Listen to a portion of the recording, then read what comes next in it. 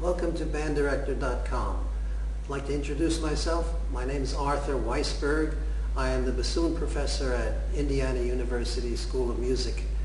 I've played in a number of the major orchestras and some of the famous chamber music ensembles around the country. I'm going to talk a little bit about the basic position when playing the bassoon. Most bassoonists use a seat strap. They sit on a strap and it attaches to the bottom of the bassoon and takes a lot of the weight away. Some players use a neck strap, just like a saxophone, and attaches just like a sax to a ring here and helps hold it. But most orchestral bassoonists use the seat strap. Of course, we're not talking about marching now. In marching, you have to use a band strap. And I hope you don't ask your bassoonist to march. It's not really something that they can do easily and like to do. Anyway, let's get back to position. What I like to tell my students is that the position that you sit in should be absolutely a natural position. Imagine yourself sitting in a chair the way I'm sitting in a chair now, and I'm talking to somebody across from me. Well, you would take a very natural position. You wouldn't be sitting like this or anything. You would just be sitting and looking straight ahead. That's the position that you want to achieve when playing the bassoon. You want to be sitting and looking straight ahead. Now, in order to do that, you have to find a combination of the strap position and its height. You don't want to pick up the bassoon and it happens to be here and then you go like this to play it. You don't want to go to the bassoon. You want the bassoon to come to you. I like to have the strap very far forward on the chair. That way I have less weight on my hands. The further back I pull the strap, the more the bassoon leans over and the heavier it gets. So when it's more upright, it's lighter. That also allows the bassoon, the crook, the vocal, to come straight into my mouth. Instead of this way or this way, I like my head to be straight and I want the bassoon to come right to me. So the first thing is to get a very natural position. Combination of the height of the strap. If you make it too high, you're going to have to raise your head. Too low, you're going to have to lower your head. So forward on the chair, and the height you'll have to play with until you find it.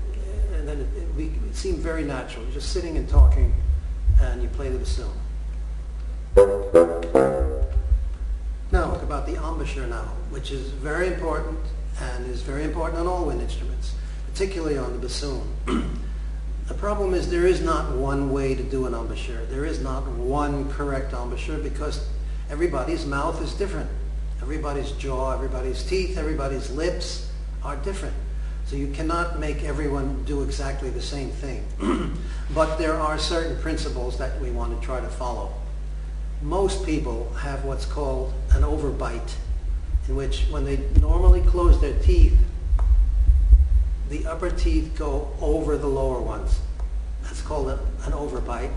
And I would say that 95% of people have that, maybe more. It's considered the normal situation to have an overbite. Now, when you play the bassoon, I like to take advantage of the overbite by having my upper lip a little further on the reed than the bottom one. Like that. In fact, if you can see closely enough, you'll notice that my upper lip is actually just about in contact with the first wire. It's not pressing on the wire, it's in contact with it. But if you can see the bottom lip, if I turn sideways a little bit, you should see that the bottom lip is further back on the reed than the top lip.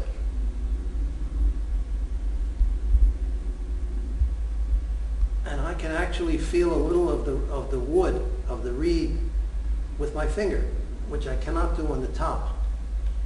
I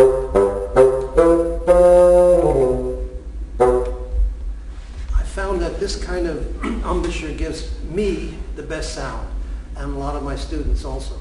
It's not the only way, but it's the way that I play, and I think it works very easily. You have to fold your lips over your teeth. That's the embouchure. The embouchure is the lips in relation to the teeth. And we want to fold it well over the teeth. Not just barely, but well over the teeth. Now, your embouchure has a tremendous effect on the actual quality of the sound. Also, where you put your lips on the reed, those are variables. I like to use a lot of lip and have, as I said, a definite overbite. I feel it gives me the best sound and the most control.